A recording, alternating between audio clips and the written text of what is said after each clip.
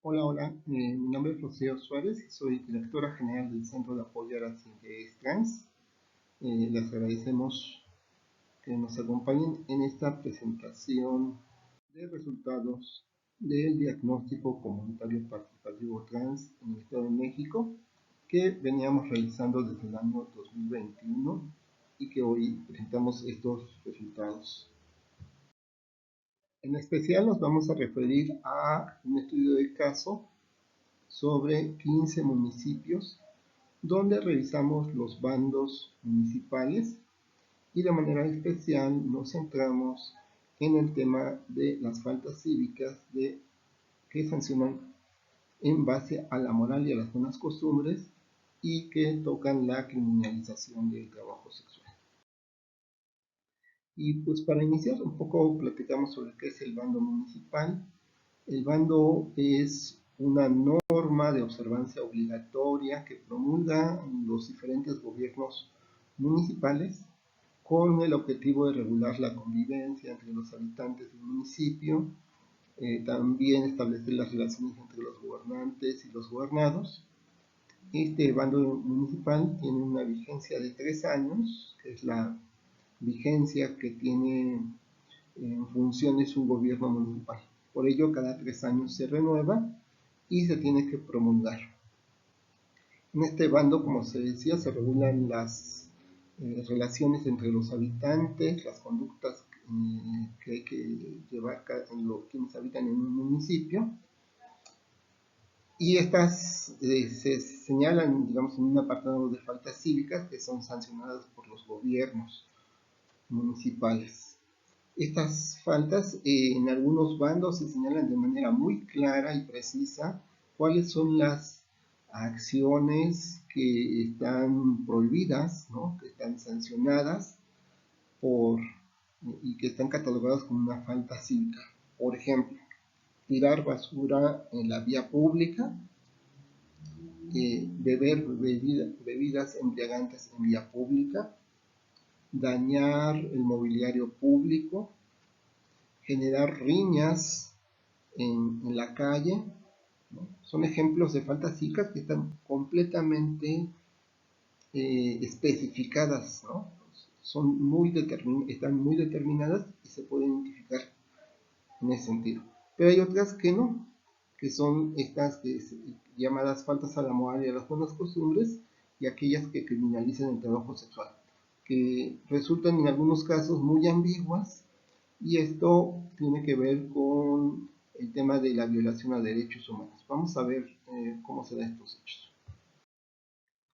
Bueno, primeramente en el caso de estas llamadas faltas a la moral y a las buenas costumbres, pues nos tenemos que preguntar qué entendemos por moral, qué entendemos por buenas costumbres, cómo se inserta este concepto de moral y buenas costumbres en la realidad jurídica de un municipio.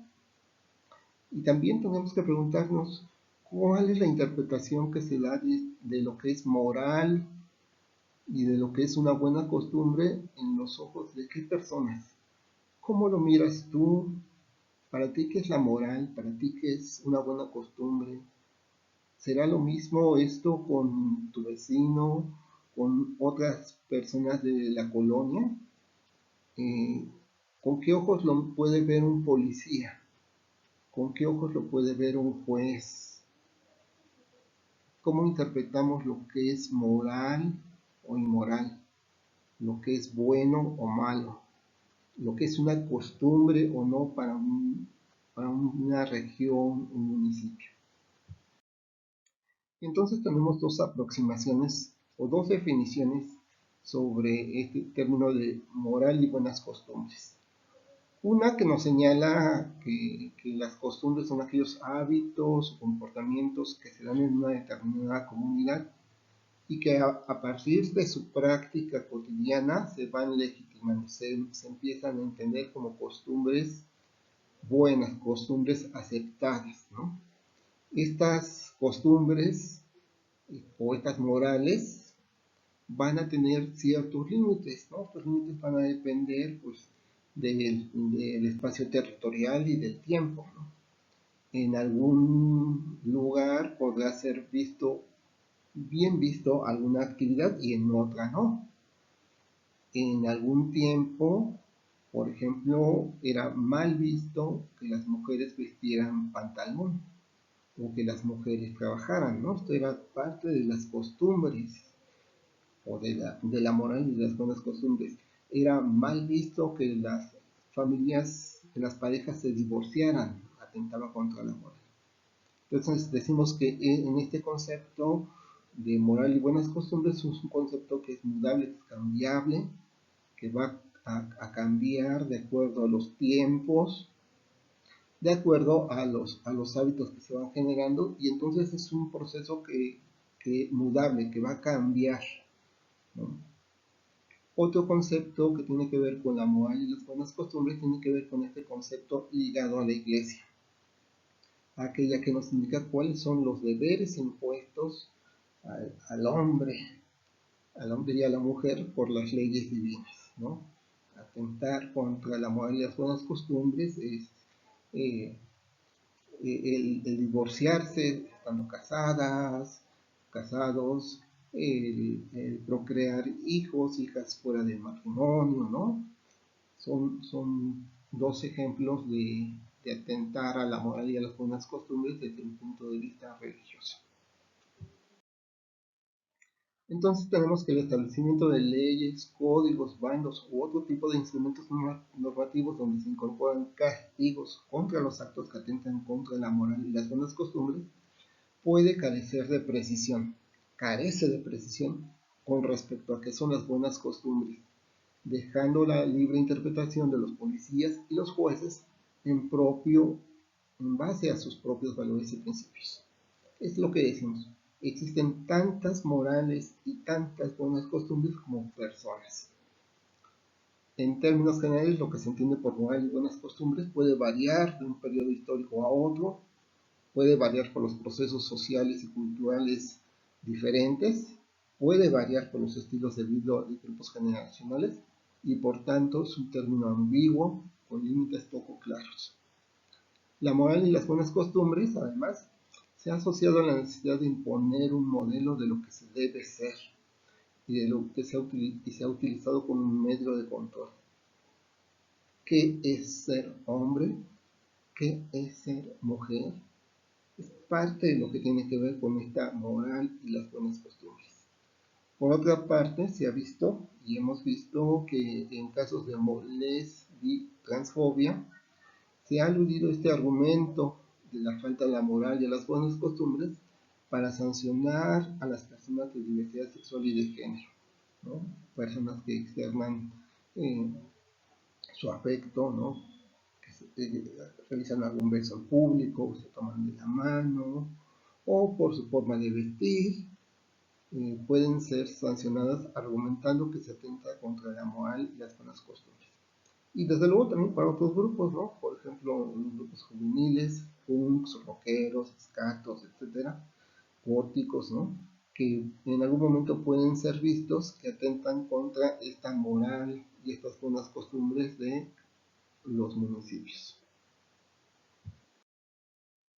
Y decimos que atenta contra los derechos humanos porque hay que pensar en el artículo primero de la Constitución Política, en este caso del Estado de México. Veamos qué es lo que dice. Todas las autoridades en el ámbito de sus competencias tienen la obligación de promover, respetar, proteger, garantizar los derechos humanos de conformidad con los principios de universalidad, interdependencia, indivisibilidad y progresividad. En consecuencia, el Estado debe prevenir, investigar y sancionar y reparar las violaciones a los derechos humanos en los términos que establezca la ley. Queda prohibida toda discriminación motivada por origen étnico, nacional, género, edad, discapacidad, condición social, condiciones de salud, religión, opiniones, orientación sexual e identidad de género, estado civil o cualquier otra que atente con la dignidad humana y tenga por el objeto anular o menoscabar los derechos y libertades de las personas. El Estado garantizará la vigencia del principio de igualdad combatiendo toda clase de discriminación. Esto quiere decir que si un policía, a partir de sus sesgos, a partir de su moral, a partir de lo que él considera que es una buena o mala costumbre, pues está violentando este artículo primero de la Constitución porque está generando un acto a partir de sus sesgos de discriminación, de considerar que esta presencia y estas actitudes son negativas. Vamos a ver la siguiente parte. La siguiente parte tiene que ver con la criminalización del trabajo sexual. Y para ello queremos comentarles dos definiciones básicas que hay que entender. Uno, la que se refiere a lo que es trata de personas, que se refiere al sometimiento de una persona para realizar distintos trabajos forzados con fines de esclavitud o en contra de su voluntad. Y el trabajo sexual se refiere a la libre elección de personas a ejercer el trabajo sexual como una opción laboral y o de subsistencia. Al ser una decisión personal y no ser sometida a otras personas u organizaciones criminales, el trabajo no es trata de personas. Por eso decimos que el trabajo sexual no es igual a la trata. Y hablamos del tema de descriminalizar el trabajo sexual. Descriminalizar o despenalizar el trabajo sexual es distinto a su regulación, ¿no? A pesar de que en esta última otorga la posibilidad de que las y los trabajadores sexuales obtengan derechos laborales al igual que en cualquier otro sector laboral. ¿Por qué hay que descriminalizar el trabajo sexual? Porque las trabajadoras sexuales experimentan estigmatización, discriminación, violencia y violación de sus derechos humanos, ya que llegan a ser vistas como inmorales, merecedoras de castigo y por tanto excluidas de servicios de salud, seguridad, justicia, entre otros. Las trabajadoras sexuales también se enfrentan a extorsiones, arrestos y detenciones ilegales que afectan profundamente a su bienestar mental, físico y social. Es difícil además para las trabajadoras sexuales buscar justicia sobre todo penal, cuando saben que se enfrentan a un sistema que de antemano las busca.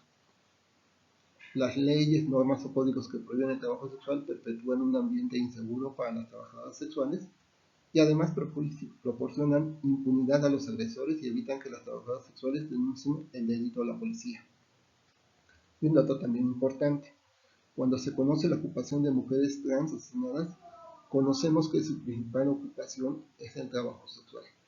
Esto nos habla del nivel de violencia en el que viven las mujeres trans. Tenemos este boletín del CONAPRED, del Consejo Nacional para Prevenir y Erradicar la Discriminación del 2019, donde señala lo siguiente con respecto a los bandos municipales.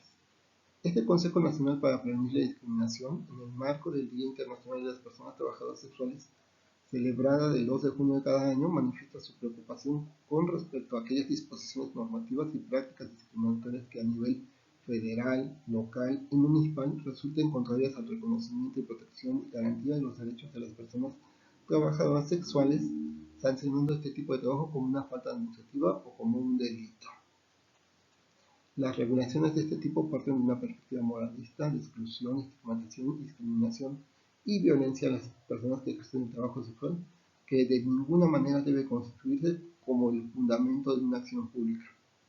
Sobre todo cuando el trabajo sexual voluntario está permitido en México, fundamentado en los derechos de igualdad y no discriminación y de libertad de trabajo considerados en el artículo 1 y 5 de la Constitución Política de los Estados Unidos Mexicanos.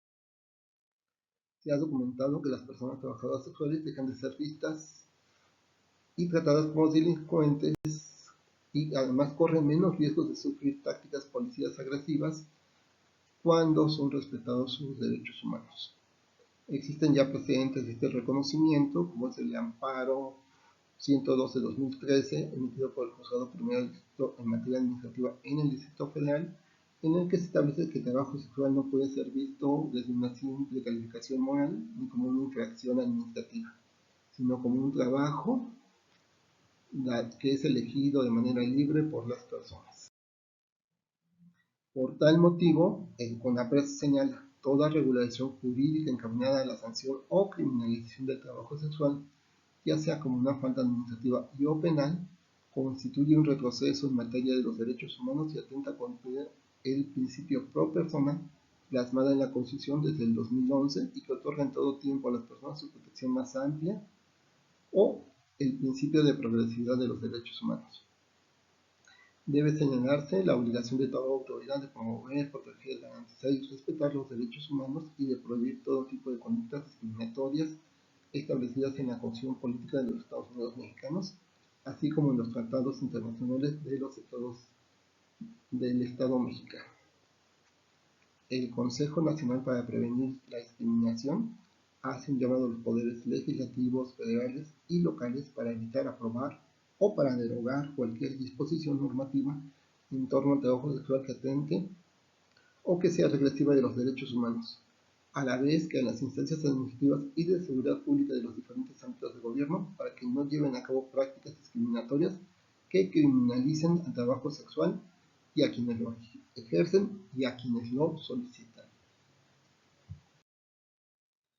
Para esta revisión, estos son los 15 municipios donde revisamos los bandos: Cuautitlán, Chalco, Chicoloapan, Chimalhuacán, Ecatepec, Ixtapaluca, Los Reyes, Naucalpan, Nezahualcóyotl, Tecámac, Texcoco, Toluca, Tlalnepantla, Tultitlán y Valle. Aquí los tenemos en este mapa. Y lo primero que tenemos que conocer es si estos bandos son públicos. Aparecen en las páginas de los municipios, aparecen en el portal de gobierno estatal, y lo que pudimos percatarnos es que los 15 bandos municipales están ya publicados, pero hay dos bandos, el de Tecámac y Tlalnepantla, que señalan que las faltas cívicas aparecerán en un reglamento. Este reglamento todavía no es público, no fue posible localizar. Entonces tenemos, ¿qué bandos municipales contemplan las llamadas faltas a la moral y a las buenas costumbres? De estos 13 municipios, 8 sí lo consideran, que son el municipio de Cuautitlán, Chalco, Chicoloapan, Chimalhuacán, Ecatepec y Valle de Chalco. Aquí vemos algunos ejemplos de cómo aparecen tipificadas estas faltas a la moral y a las buenas costumbres y cómo quedan términos muy ambiguos, ¿no? Todo acto de exhibición corporal. ¿Qué es una exhibición corporal? Actos contrarios a la moral y a las buenas costumbres. ¿Qué es un acto contrario a la moral y a las buenas costumbres? Nuevamente, un acto de exhibición corporal que atente o ofenda el orden cotidiano o las buenas costumbres. Realizar actos de exhibición corporal con intención sexual, aquí hay quizás una mayor precisión. Aquí hay otra, o exhibición de genitales, también hay una mayor precisión. Realizar en lugares visibles o oscuros actos o prácticas que atenten contra la moral y las buenas costumbres. Bastante ambiguo. Todos aquellos actos que atenten contra la moral y las buenas costumbres. ¿Cuáles son estos actos? Como comentábamos, es necesario especificar cuáles son los actos, cuáles son las acciones de manera específica y no dejarlas de forma ambigua. Realizar cualquier acto en la vía pública que atente contra la dignidad de las personas.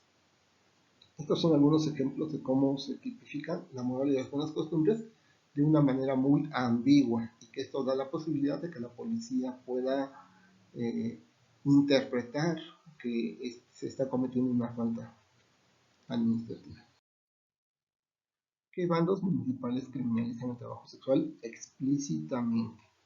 De estos 13, 5 lo consideran, que es el municipio de Chicoloapan, Chimalhuacán, Naucalpan, Texcoco y Toluca. Vamos a ver cómo lo tipifican. Dicen, cualquier acto de prostitución o libidinoso en la vía pública. Realizar actos sexuales u ofrecer servicios de prostitución en la vía pública. Aquí quizás está más especificado. Señalan actos sexuales. Vean el primero que dice acto de prostitución. ¿Cómo sabemos que una persona está prostituyéndose? Como diría este bando de policía. Practique la prostitución en vía pública. Igualmente.